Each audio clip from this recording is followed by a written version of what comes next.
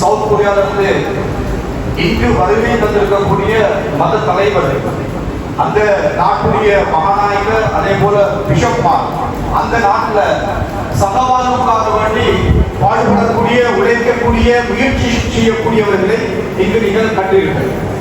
இவர்கள் அதிகாலை நேரத்தில் தான் நாட்டுக்கு இலங்கைக்கு வந்தார்கள். அவருடைய வருகை ஒரு நாட்டில் பல மதங்களை பின்பற்றக்கூடியவர்கள் இருந்த போதிலும் அவர்களுக்கிடையில் ஒற்றுமை பலமாக இருக்கும் என்று சொன்னால் நாட்டுடைய முன்னேற்றத்துக்கு அது காரணமாக இருக்கும். இலங்கையில பல வீழ்ச்சிகளுக்கு பின்னால் இப்பொழுது ஒரு முன்னேற்றத்தை காணக்கூடிய நிலை, அது இலங்கையர்கள் என்ற அடிப்படையில் பல மதங்களை பின்பற்றக்கூடியவர்கள் இருந்த போதிலும் அவர்கள் ஒற்றுமையாக அல்லாஹ் குர்ஆன்ல சொல்றான்,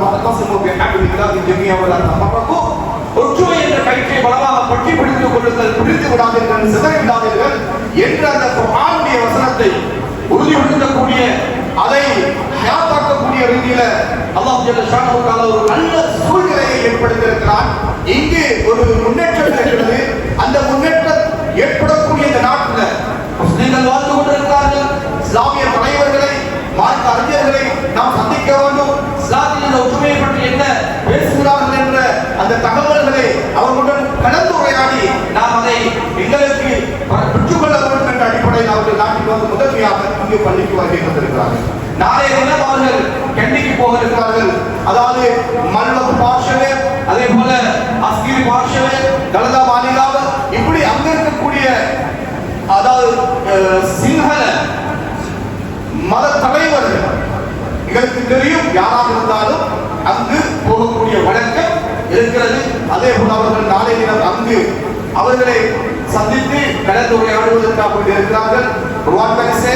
அதற்கு பின்னால யாழ்ப்பாணம் நல்லூர் கோவில், இந்துக்களுக்கு என்று இருக்கக்கூடிய யாழ்ப்பாணத்தில் இருக்கக்கூடிய நல்லூர் கோவில், அங்க இருக்கக்கூடிய இந்து தலைவர்களை சந்தித்து அந்த இந்து மதத்தின் ஊடாக அவர்கள் பேச்சுவார்த்தை நடத்தி ஒரு தெளிவை கொள்வதற்காக வேண்டி கடைசியாக கொழும்புக்கு வந்து பிஷப் ஹவுஸ்ல அங்கு காதிகளை சந்திக்கக்கூடிய ஒரு ஏற்பாடு. அல்ஹம்துலில்லாஹ், அந்த அடிப்படையில இங்கே வந்திருக்கிறார்கள். அவருடைய வருகை தொழுகைக்குரிய நேரமாக இருக்கிறது. இஸ்லாத்தின் ஒற்றுமையை அவர்களுக்கு இது காண்பிக்கக்கூடியதாக இருக்கிறது. இதனுண்டாக அல்லாஹ் ஜல்ல ஷானஹு வ தஆலா அவர்களுக்கு ஹிதாயத் நசீபாக்க வேண்டும் என்று நான் இந்த புனிதமான நேரத்தில் பிரார்த்தித்துக் கொள்கிறேன். அவர்களுடைய வருகை வலுவாக இருக்க வேண்டும். அவர்களுக்கும் இஸ்லாத்தை பற்றிய ஒரு தெளிவு கிடைப்பதற்கு காரணமாக இருக்க வேண்டும். ஏன்னு சொன்னால், சென்ற வருடம் நாங்கள் சவுத் கொரியாவுக்கு போன நேரத்தில் அதாவது அவர்களுடைய மக்கள், அதே போல கிறிஸ்டியர்கள் ஒற்றுமையாக இந்த சகோதரனுடைய விடயத்தை நாங்கள் முயற்சித்தாலும் இஸ்லாமியர்களுடைய அந்த பங்களிப்பு என்பது குறைவாக இருக்கிறது. முதன்மையாக அங்கு போய் முதலாவது பள்ளிக்கு ஜாமியா மஸ்ஜிதுக்கு நான் முதலாவது அவங்களை கூட்டிட்டு போனேன். அது அவர்களுக்கு ஒரு சந்தோஷத்தை ஏற்படுச்சு. அதனால அவர்கள் இலங்கைக்கு வந்து முதலாவது பள்ளிவாசலுக்கு தான் போக வேண்டும் என்ற அடிப்படையில் வந்தார்கள். இந்த வருகை அவர்களுக்கு நன்மையாக இருக்க வேண்டும் என்று பிரார்த்தித்துக் கொள்கிறேன். ஜஸாக்குல்லாஹ்.